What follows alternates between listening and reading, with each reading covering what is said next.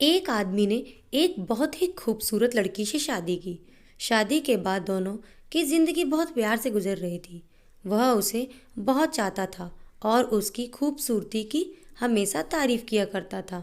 लेकिन कुछ महीनों के बाद लड़की चर्म रोग से ग्रसित हो गई और धीरे धीरे उसकी खूबसूरती जाने लगी।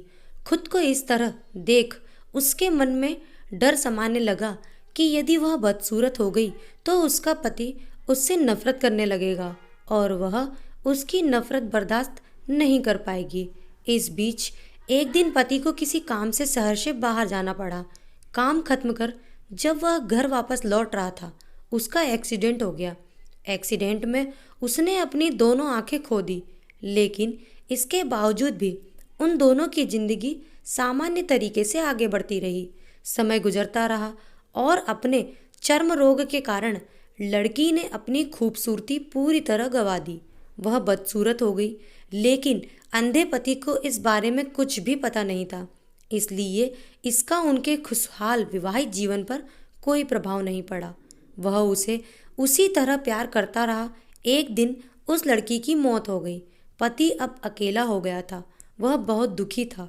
वह उस शहर को छोड़कर जाना चाहता था। उसने अंतिम संस्कार की सारी क्रियाविधि पूर्ण की और शहर छोड़कर जाने लगा। तभी एक आदमी ने पीछे से उसे पुकारा और पास आकर कहा, अब तुम बिना सहारे के अकेले कैसे चल पाओगे? इतने साल तो तुम्हारी पत्नी तुम्हारी मदद किया करती थी। पति ने जवाब दिया, दोस्त, मैं अंधा नहीं हूँ। मैं बस अंधा होने का नाटक कर रहा था, क्योंकि यदि मेरी पत्नी को पता चल जाता कि मैं उसकी बदसूरती देख सकता हूँ तो यह उसे उसके रोग से ज़्यादा दर्द देता।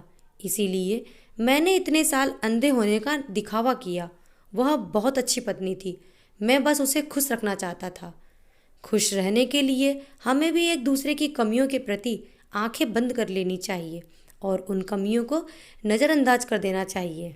तो दोस्तों, कहानी आपको कैसी लगी कमेंट बॉक्स में ज़रूर बताएं और लाइक, शेयर और सब्सक्राइब करना ना भूलें। Thank you.